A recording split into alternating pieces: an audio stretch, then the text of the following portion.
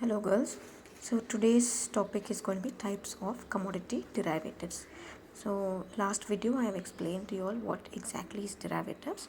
So we are going to see in today's video the types of commodity derivatives and the dealers in commodity derivatives. So these two topics we're going to see in today's video. So let's start off with the types of commodity derivatives. Okay, so there are two different types of commodity derivatives. So one is called as your commodity futures, another one is called as commodity options. Okay, so these are two different types, which is most important types of commodity derivatives. So let's see what is a future commodity derivative. Okay, so like I already gave you an example when I was explaining it to you all what exactly is derivatives. So there I gave you an example of future derivatives only. Okay, so what is a future derivative? What is a commodity futures contract? Okay, it is nothing but a contract or an agreement for buying or and selling a commodity for a predetermined delivery price at a specific future time. Now, these contracts are something which is standardized contracts um, traded in an organized future exchange, in a future commodity exchange, which ensures that the contracts are performed and thus removes any kind of default or risk. Okay, so let me simplify this definition for you. So, a contract future, okay, a future contract is nothing but any financial arrangement in which you enter into a contract with the other party, um, assuming to deliver a certain commodities sometime in the future at a predetermined price, quality and quantity, okay, and execute it as it is without any kind of changes in the future is what is called as futures contract. Okay, so these contracts are specially executed at the future exchanges. Okay, so where you will find, or in the commodity exchange where you actually find the future contracts executed, so there you will find these kind of contracts organized and executed, and they see to it that there is no any kind of default, and whatever are the obligations and rights in the contract, it is executed as it is. Okay, so that is what is called as a future contract. In very simple words, you enter into a contract today and execute the contract in future. All the terms and conditions are accepted today. Okay, the price is fixed, the time of delivery is fixed, the quantity is fixed, and it is delivered as it is in the future without any kind of changes. So that is what is called as futures contract. Okay, so now we will see the features of futures contract. So first future says the trading in futures is organized. Okay, so what is the meaning of being organized? Organized meaning a particular way in which your business or your contracts are executed, okay, in a proper manner, in a well organized manner. So why it is organized, I told you, because is a future exchange is something which has got its own bylaws, its own rules and regulations. So all those who enter into such kind of future contracts are expected to follow those rules and regulations, keep in mind the bylaws, so that there is no any kind of default or risk in executing these kind of contracts. Whatever is agreed upon will be executed as it is without any kind of changes in the future. So next one is price quotation is fixed already and cannot be altered. Okay, so like I told you, the price will be fixed at present and executed as it is in the future. There won't be any kind of changes in the price that which is fixed. So the price quotation is fixed already based on something called as speculations and executed as it is without any kind of change. So that's the beauty of a future contract, right? The next one is the delivery periods are specified. Now whatever is the delivery period, like in the last video I gave you an example wherein a farmer enters into a contract wherein when he sows the seed and sometime when he's going to reap the harvest, he's going to deliver the goods to the trader. So this is already entered into, and the date of delivery is prefixed. Okay, so a farmer knows, a producer knows that a crop is going to take so long to produce its harvest. So at that particular point of time, he is going to fix the date and execute the contract as it is. The next one is the goods can be delivered at the location of the association, that is the exchange, or any other place uh, that which is prefixed by the or specified by the delivery centers. So the contract can be executed, or rather the goods commodities can be delivered wherever it is specified in the contract which is already entered into. Okay, so it can be the location of the exchange or the association or any other place whichever is made a mention, sometimes in the delivery centers which is prefixed by the commodity exchange. The next one is the delivery of the goods can take place on or before the due date. So the goods will be delivered on or before the due date, but not after the due date. Okay, so it can be like I told you, if supposing the contract is entered into now and the delivery date is September 1st, so on September 1st or before September 1st, goods had to be delivered and not after the due date. So that is something which is important. Okay, otherwise the parties who are under the contract, or the supplier, the farmer who has entered into a contract will be at default if he is not going to execute the contract on the date or before the date. So these are certain features of your commodity futures contract. So let's see what are those commodities which is suitable for your futures contract. So first thing is, these are certain features which needs to be present in a commodity in order to have the suitability to enter into futures contract. First thing is, a commodity should have a suitable demand and supply condition. Okay, a commodity should have suitable demand and supply conditions. For example, now watermelons are something which are going to be produced in the summer, and it is required in the summer. It cannot be sold during winter, or it cannot be sold during rainy season, because at those time if you eat the fruit you will catch cold. Okay, but rather this is a commodity which is required most in the summer to probably quench your thirst, or to reduce the heat capacity in the body and so on. So it is to be supplied sometime in the summer. Or you can take similar examples like you can think of woolen clothes. So woolen clothes is something which cannot be produced and sold in summer, because you are looking more for a cotton cloth in summer rather than a woolen cloth. So therefore you need to see to that there is a suitable demand and supply condition for your commodities that which you are entering into a future contract for. Then the next one is, the price should be volatile to necessitate hedging. Okay, so what's the meaning of volatile? Volatile is having that liability to change. Okay, the flexibility of the price. See, all of them who are entering into a future contract are expecting the prices to be volatile. That is, it should be liable to change. Okay, otherwise there's no point in entering into future contract. See, the farmer is scared if the prices will fall of the commodity, but he's not bothered about the rise in the prices of the commodity which he is going to sell in the future. For him, he wants to hedge the risk, for which he wants to already enter into a contract and fix a price. So the beauty of a future contract is the volatility of the prices.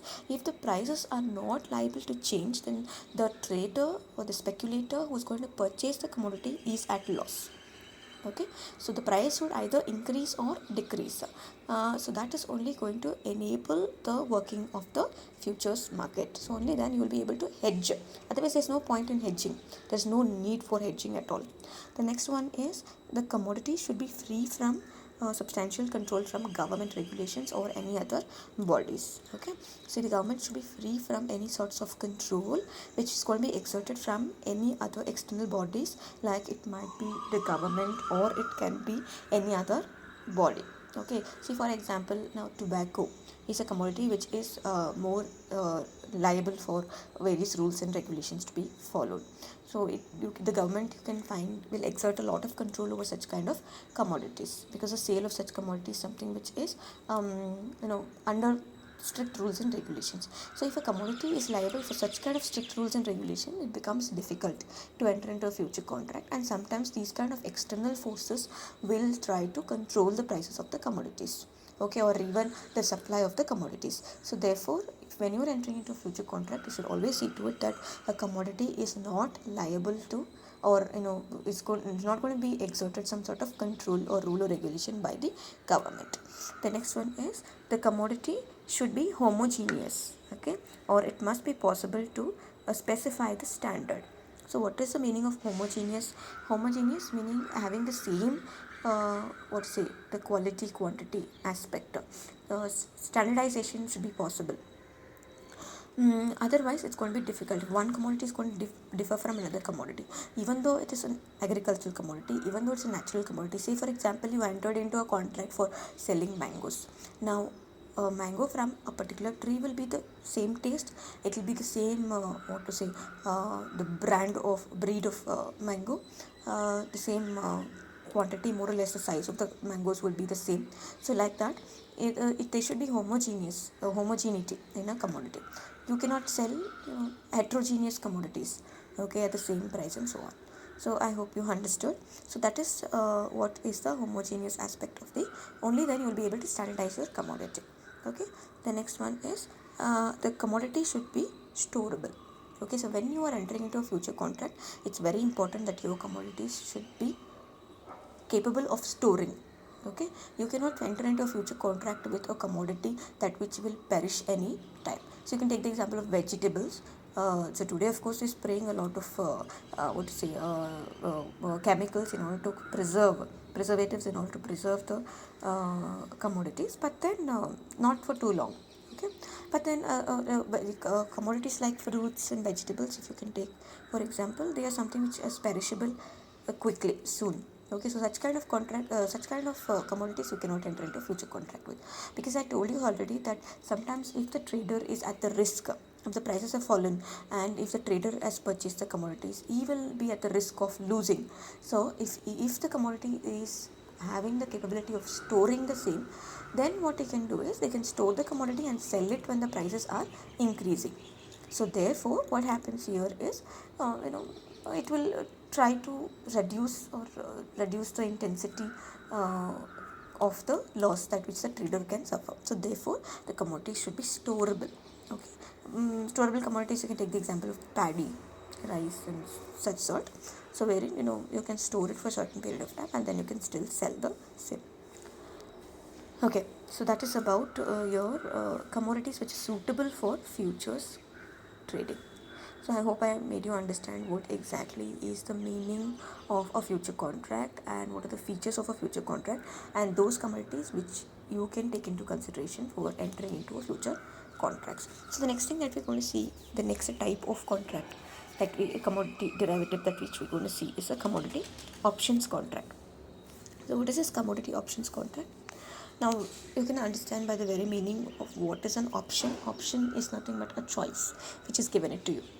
Okay, it is nothing but a choice which is given it to you. So let's see what is the meaning of an option contract.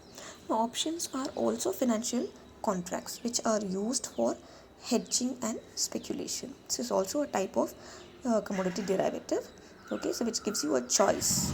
All right, so the commodity option holder has the right but not the obligation to buy or sell a specific commodity quantity of commodity at a specified price on or before a specified date. So I repeat, options are also financial contracts. They are also derivatives which are used for hedging and speculation. So what's the meaning of hedging? Like I told you already, hedging is nothing but wherein you will transfer your risk from one person to another. In the previous example that I gave you, a trader does not want to take up the risk. Rather, he wants to fix the margin and sell the commodity in a future point of time, while the trader is ready to take up the risk. So the farmer is transferring his risk to the trader. So that's what is called as hedging. Hedging allows you to transfer your risk from one person to another, from the person who does not want to take the risk, who wants to averse the risk, to the one who wants to take up the risk. So that is what is called as hedging. So speculation, we already know, it's nothing but a forecasting of price in order to take advantage of the situation and gain, where you are also at the risk of losing.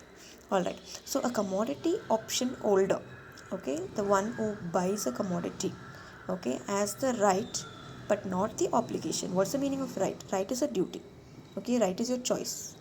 but not the obligation. Obligation is the legally binding you for something. You are at the force of doing something. So it is only a right but not an obligation. So commodity option gives you the choice but not a obligation. It's not going to force you. See, in a future contract, when you enter into a contract, you must and should sell it at the same price, and you must and should buy it at the same price. But in an option, it's not like that. Okay, in an option contract, you will not be at an obligation. You're not going to be forced. Rather, it's your choice. If you want to, you can buy. If you want to, you can sell. It is your advantage. Okay, so that's the difference between a commodity option and a commodity future.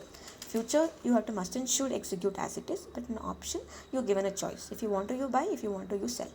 Okay, so the specified commodity at a specified price on or before a specified date.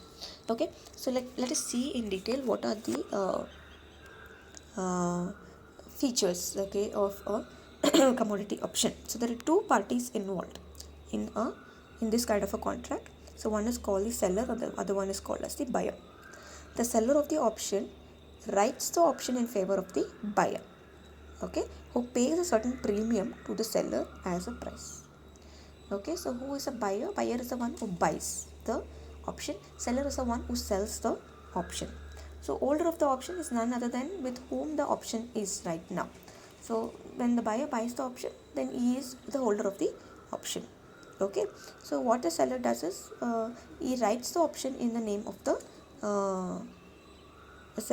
seller writes the option in the name of the buyer, and now the buyer is at the right and not the obligation to sell the commodities. Okay, for which the the buyer will pay a premium to the seller. Okay, now there are two different types of commodity options. So one is called as the call option, another one is called as the put option. Okay, so what is call option? Call option is the right to buy. Call means to buy. Right, put option means the right to sell. Okay, so I repeat, call means to buy, put means to sell. Okay, so call option is the right to buy at an agreed price, and put option is the right to sell at an agreed price. So the option holder will exercise his option only if it is going to be beneficial to him. Okay, only if it's going to benefit the holder, he is going to execute the same. Okay, so let us assume an example here. Say for example, a particular person, okay, say the buyer has purchased from the seller at a certain premium. Okay, say for example wheat, 400 kgs of wheat, okay, was purchased from the seller at rupees 20 per kg, at rupees 25 per kg, and he wants to sell it at the market at rupees 10,000. Okay, say for example it was bought at 8,000, but he wants to sell it at 10,000 with a profit of 2,000 rupees.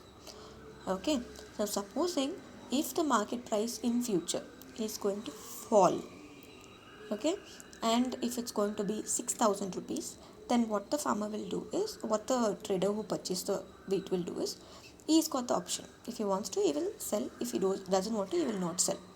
Okay, so what he will do is, since it's going to be 6,000, what he will do, he will sell it in the he will sell it to the contractor with whom he has entered into a contract, because he's gaining 2,000 rupees profit, 4,000 rupees profit for that matter. Okay, because he agreed, he bought it for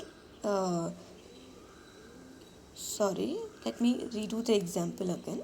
See, for example, if a trader has entered into a contract stating that he is going to sell 400 kgs of wheat at rupees 25 rupees each for a cost of rupees 10,000, but it is found that in future the price of the commodity has fallen to rupees 8,000.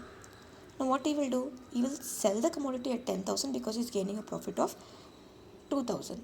But supposing if the situation is reverse, okay, wherein the commodity price has fallen to 8,000. Okay, and now since he wants to sell it at 10,000, if he's not going to gain the profit, what he will do is he will not sell the commodity. Did you understand? So here what the trader can do is he's got the option. If he wants to, he can sell. If he doesn't want, he will not sell. So he's got the option. If only it is beneficial, he will sell. Otherwise, he will not sell. As simple as that. Okay. So a call option gives the buyer the right to buy the asset at a given price called the strike price.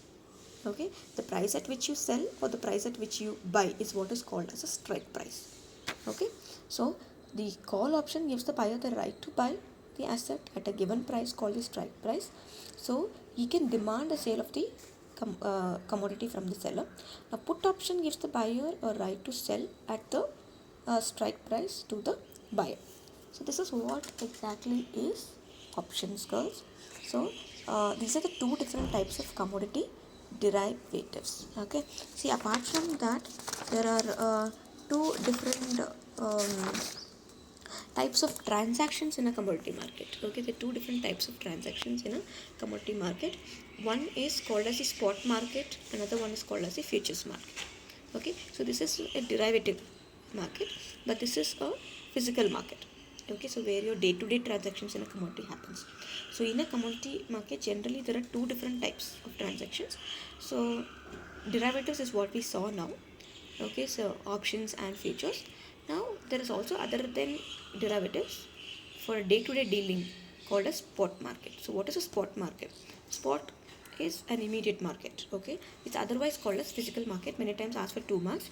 So it is a market where the commodities are bought and sold in physical form by paying cash on the spot. Okay, is called as spot market.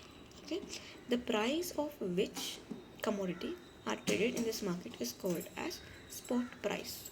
Okay, that's nothing but the existing market price. Now you may ask me, what is, should we always enter into only a derivative contract in order to participate in commodity market? No, you can also be a farmer who like harvest and not enter into any kind of derivative contract, but simply go take your harvest and go and sell it in the commodity exchange. Okay, just take your commodities and go and sell it on the spot for whatever prices that which is prevailing in the market. You can sell the commodity and you can gain your profit. Okay, so next one is called as futures market. So futures market is where commodities are bought and sold by entering into contract. So this is what is a derivative. Okay, in order to hedge the risk, this happens in order to hedge the risk, because sometimes the market price may not be favorable to you. Okay, it might be lesser and you might incur losses. So in order to evade that risk, you will enter into a contract or derivative contract and try to transfer the risk to another person who is ready to take the risk, and that is what happens in a derivative dealing. Okay, so is a market where the commodities are bought and sold by entering into a contract to settle the transaction at some future date and at a specific price is called as a futures market. Yes, these are two different types. Sometimes I will ask you for the differences between a physical market and futures market. Please refer to your textbook, okay, to find out more differences between a physical market and a derivatives market. So here itself you can find, in this particular definition itself, you can find a few differences. So there are many more differences. You can look at your textbook for noting the same. Okay, so this is about your types of commodity derivatives and types of transactions in a commodity exchange.